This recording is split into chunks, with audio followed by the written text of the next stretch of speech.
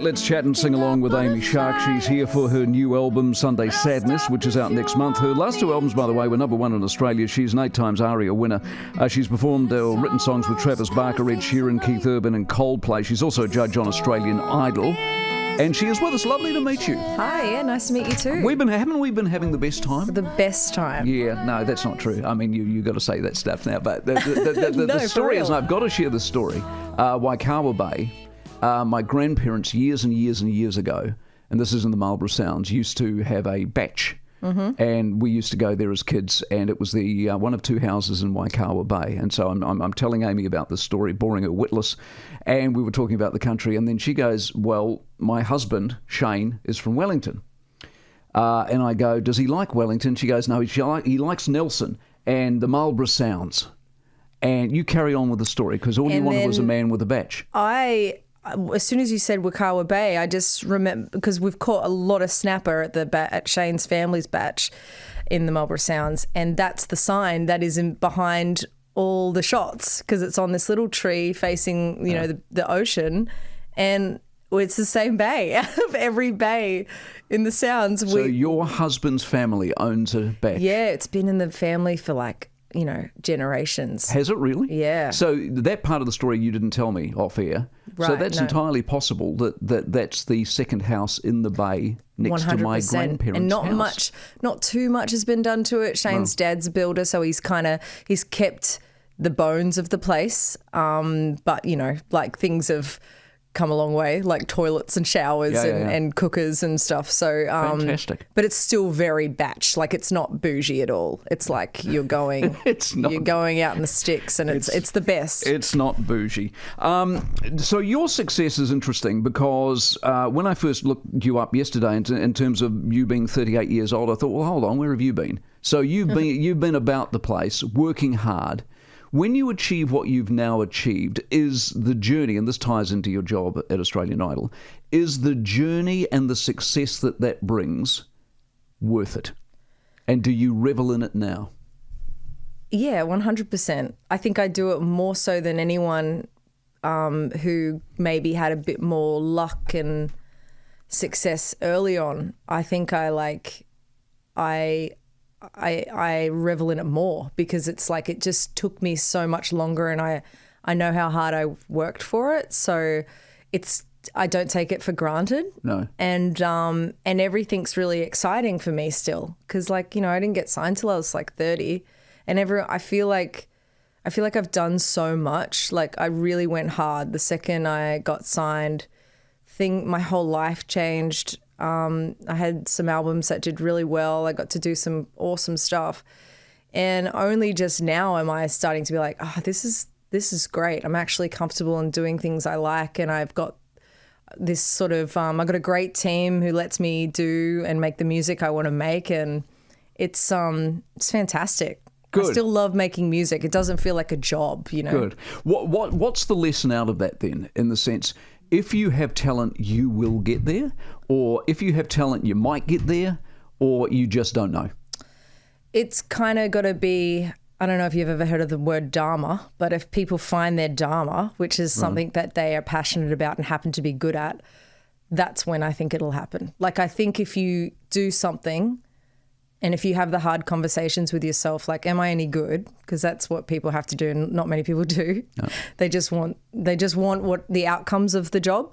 Whereas, if you're have that conversation, you're like, no, I'm good. I know I'm good, and I love it, and I do it for free. And if you just keep doing it, I feel like, and if you stay true to who you are, eventually, yeah, I think that's a high possibility. It's just got to all line up and be for all the right reasons. Yeah. So juxtapose that to Australian Idol, and this whole reality television thing is just that I want to be famous, please. If I could, that'd be awesome.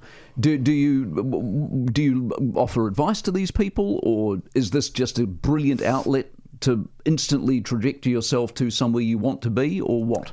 I think it's different now, because, if you asked me to be a part of this show even 5 years ago, I would have been like, absolutely not. I never went on those shows. I never could even fathom the thought of it. But now music we're so inundated with artists and people who think they're artists and people who write bedroom music, and I'm not knocking them, but it's like there's so much talent now and there's so many creatives. So I see it as I've seen so many brilliant artists come through that platform, and I think it's actually smart now to set them aside. Right. You know, anything you can do to kind of cut through, you then have to tackle it a really different way, which I've seen artists be very clever and tricky about how they navigate through Australian Idol to still have their integrity and be taken seriously. And it's just so different now, you know? Okay. Travis Barker, and working with him. Tell me about him. Just the most loveliest, is he? Easiest person to work with. Is he really? Oh my God. Because he doesn't look like it. Out of all the guys, he was, I mean, Mark was like, so Mark was the first member of Blink-182 that I worked with, and that was just a trip for me because they're my favourite band of all time, you know, since I was like 14. So Travis, he heard what I did with Mark, and then one day I was on Twitter and I had a message from Travis saying, if you ever want some beats and if you ever want, you know, me to drum on a track. Stop it. So I kept him in the back pocket for the next album. And honestly, I just sent him the song and he was so accommodating. He, you know, he sent a couple of trap beats. I'm like, it's too trappy. Sent a couple of like sort of organic stuff. And I was like, too rocky. And we found this awesome balance. How do you tell Travis Barker it's a bit trappy? Oh, bloody, Travis, it was not easy. It was like, I said to my producer, maybe we just make it work, you know? But he was so accommodating. He kept writing to me saying, hey, if you try this, if this is too, you know, too trappy and too rappy. That's amazing, eh? And it was done within like 2 days. And he, you know, he was just so, this was before Kardashian world. Yeah. So he had a bit more time, but it was just epic, and it was so great with the video, and yeah, it was a trip. The album that's not out till next month, quick preview, any good? Oh, it's okay. Yeah? Right. I'd give it a listen. Give it a listen. What is the song you're going to play for us after the break from the album? It is. Very exciting. Yeah. And you got your guitar. I'm ready to God bless you, because we have so many artists who come in here and just bring some accoutrements and endless hangers-on with instruments, and they expect us to plug it in 3.5 minutes. You brought your guitar and you brought your voice. Keep it simple, hey? Keep it simple. Do you want some feedback? Text has just come in. I'm a big fan of hers already, and I haven't even heard her sing. Cheryl. I love you, Cheryl. Yep, exactly. I love you too, Cheryl. Here's my next problem. I've got to get you to sing, but the guitar, she has a guitar. This is all being videoed, so go to the website and have a look. That guitar, apart from being beautiful, is made by... Russell Crowe. So I said, what a beautiful guitar. Is that a 3/4 size? She goes, yeah, Russell Crowe made me this one. And I said, what? Was that what I sound like? Oh, no. Sorry. Yeah, Russell Crowe made me this one. There was a bad impersonation. But you said, so Russell Crowe, because he's a New Zealander, of course, don't let them tell you he's Australian. You realise he's a New Zealander. Oh, we claim him like we claim Lord. We claim all your people. Does his family have a batch at Waikawa Bay? Oh, I don't know that much. Who knows? But what a beautiful guitar. Why would he make you a guitar? We've become really good friends. Like, we play tennis. I play tennis with him and his girlfriend, and Shane and I don't know how this has happened. That's what I mean. You know, I was telling you I get to do all this cool stuff that Travis I never is saying it's, you know, let me drum for you. Russell rings up and goes, can I make a guitar for you? It's a silly job that I have. It's amazing. It's crazy, but I'm very appreciative. It's beautiful. Well, that's very good. We're appreciative of you being here. So hit the Russell. Do you call it the Russell? Actually, I do now, thanks to you. There we go. It's called the Russell. So hit the Russell. And what are you playing, by the way? It's called Two Friends, and I haven't warmed up, but I'm just going to go in there. You'll be brilliant. With 39 seconds, I warmed up. You're a judge on Australian Idol. Yeah, exactly. Tell you what do you do on Australia? Do you buzz someone out when it's no good? Is that what you do? No, you just you navigate your no's and yeses, and it's really hard, actually. Is it? Yeah. Okay. Well, I'm going to be your New Zealand Idol judge right now. I'm not going to look at you. Ladies and gentlemen, Amy Shark.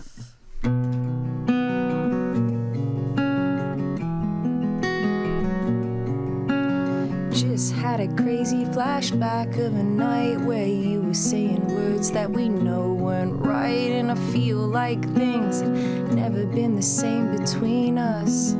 Who gives a damn? We made out, and I lied to everyone who asked me about that night, and you tried to play it cool, cuckoo, could you? My my baby. Maybe we could find a nice place, somewhere in the middle of secrets and love. Maybe there could be a little romance between friends who are falling in love. And maybe you could stay at my place. No one's ever home and I'll lock up the gate. I wish we could tell the whole world we're two friends who are falling and falling in love.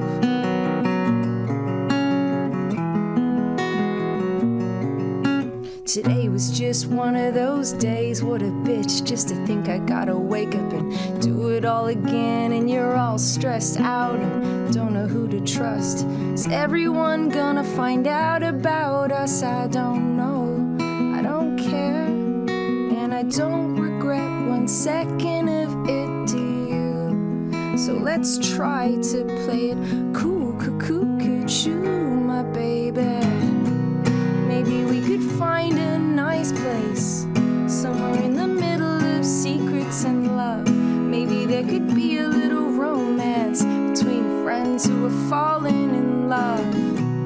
Maybe you could stay at my place. No one's ever home and I'll lock up the gate. I wish we could tell the whole world we're two friends who are falling and falling in love.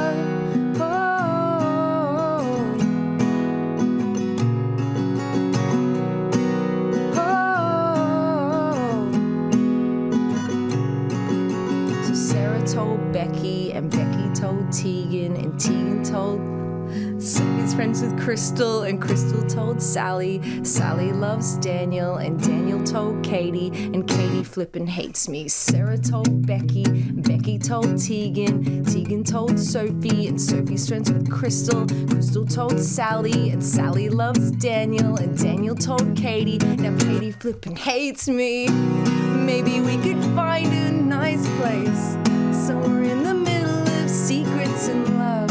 Maybe there could be a little romance between friends who are falling in love. And maybe you could stay at my place. No one's ever home and I'll lock up the gate. I wish we could tell the whole world two friends who are falling and falling in love.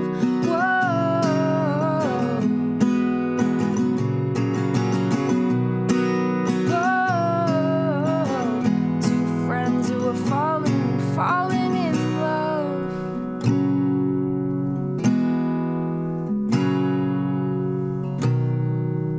You can come back next week. Thank you very much. Next round straight through. No worries at all. Lovely to meet you and talk with you. Go well. Good luck with the album. Good luck with the tour later on this year. Nice to see you. Thank you so much. Thanks for the chat.